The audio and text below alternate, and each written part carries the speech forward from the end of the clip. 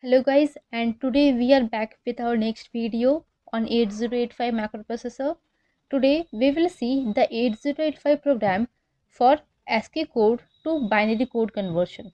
Okay, so we will be writing its assembly language program, and I hope you have watched my previous video on binary to ASCII code conversion. Our today's program will be completely based on that previous video, so do check it out to understand it better. If we just recall the method of binary to ASCII code conversion, then it was like if the number is lesser than is equals to A, then add 30 with that number. And if the number is greater than A, then we have added 37 with that number. Okay, now for ASCII to binary code conversion, we will just do the reverse process.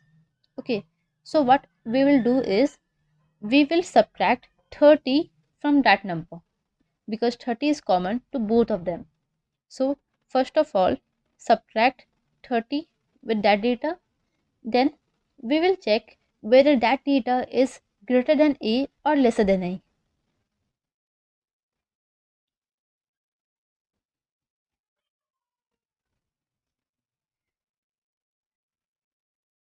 Okay, so after subtraction of 30, we will check whether the number is lesser than is equals to A or it is greater than A. There are two cases. Okay, now if this number is lesser than is equals to A, then that number will be the equivalent binary code. But if the number is greater than A, then we will subtract 07 hex from it. Okay, as you can see here, 30 is common to both of them, so we have subtracted 30 at first. Then we will check whether this is lesser than A or greater than A. If this is lesser than A, that means we have got the equivalent binary code. But if the number is greater than A, then see here we have added 37. So we also need to subtract 37 from it, right? We have already subtracted 30, so we are left with 7. And after doing that, we will get the binary code. So this is the mechanism. Now let's implement it into 8085 microprocessor. So we will write its assembly language program now. As you know, our first step will be to input that number. So let's say input it from C060 hex address. Now we have subtracted 30 hex from it. So subtract immediately 30 hex from the content of accumulator. Now after subtraction of 30, we need to compare that result with A. Right, as you can see here, we need to compare whether this is lesser than A or greater than A. So for that, we will use CPI instruction and compare immediate 0A hex. Right, the content of accumulator will be compared with 0A hex. Now there are two cases, a carry may generate or may not generate. So for its checking, we will use a JC loop. That means jump if a carry is generated. Now, if a carry is generated, it means what? It means the result in the accumulator is greater than this data A, right? So in that case, that means when the result is yet greater than A, so we will subtract 7 hex from it. So we will subtract immediately 07 hex from that data.